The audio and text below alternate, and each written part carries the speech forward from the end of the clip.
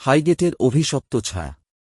লন্ডনের বিখ্যাত Highgate symmetry, শতাব্দীর পুরনো এই কবরস্থান শুধু তার ভুতুড়ে সৌন্দর্যের জন্যই নয়, এক ভয়ঙ্কর রহস্যের জন্য কুখ্যাত।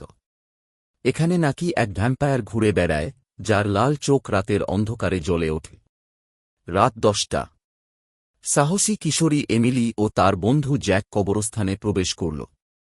তারা ভুতুড়ে কাহিনীর সত্যতা যাচাই করতে চেয়েছিল।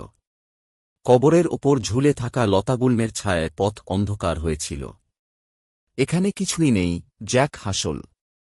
ঠিক তখনই কবরগুলোর মধ্যে থেকে একটা আওয়াজ এল, খসখস, যেন কেউ শুকনো পাতার ওপর দিয়ে হাঁটছে। এমিলি টর্চ জ্বালিয়ে সামনে তাকাল। একটি কবরের সামনে দাঁড়িয়ে আছে এক লম্বা কালো ছায়ামূর্তি। তার ফ্যাকাশে মুখ, লাল চোখ, পাতলা ঠোঁটের কোণে অস্বাভাবিক এক হাসি। এটা কি মানুষ? জ্যাক কাঁপা গলায় বলল। মূর্তিটি ধীরে ধীরে তাদের দিকে এগিয়ে আসতে লাগল। তার ছায়া লম্বা হতে লাগল, যেন অন্ধকার থেকে আরও বড় কিছু বেরিয়ে আসছে। এমিলি পেছনে তাকাল, কোনো পথ নেই, চারপাশের কবরগুলো যেন আরও কাছাকাছি চলে এসেছে। চলো পালাই।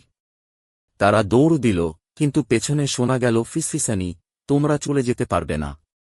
মাটির নিচ থেকে অদৃশ্য হাত বেরিয়ে এসে তাদের পা ধরে ফেলল। এমিলি চিৎকার করল, কিন্তু জ্যাকের মুখ থেকে কোনো শব্দ বেরোল না। তার শরীর শক্ত হয়ে গেছে, রক্তহীন, নিঃশ্বাস বন্ধ। শেষ মুহূর্তে এমিলি চোখ বন্ধ করল, আরেকটা চিৎকার দিল। পরদিন সকালে কবরস্থানের এক প্রহরী একটি মেয়েকে অচেতন অবস্থায় পেল।